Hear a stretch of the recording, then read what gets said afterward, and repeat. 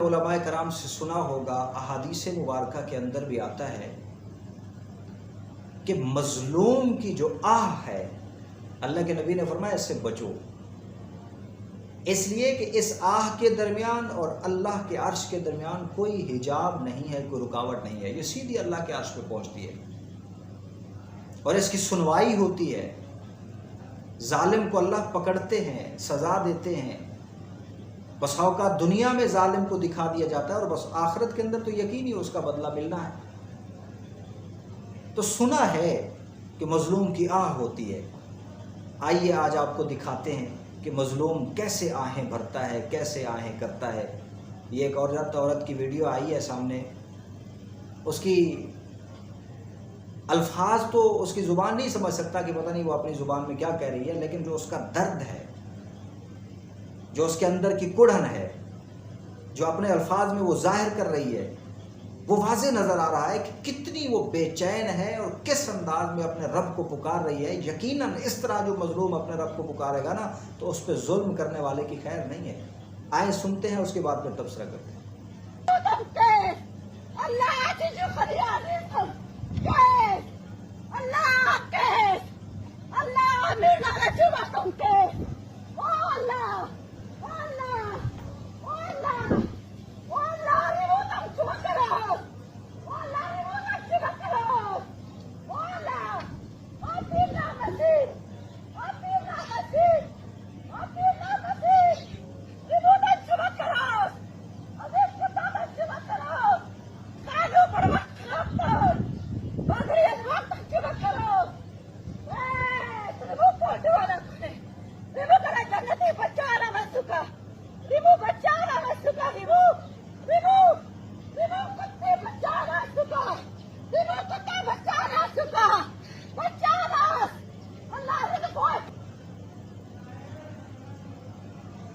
देखिए जी, आपने इसका दर्द देखा है, किस दर्द भरे अंदाज में अपने रब को पुकार रही है।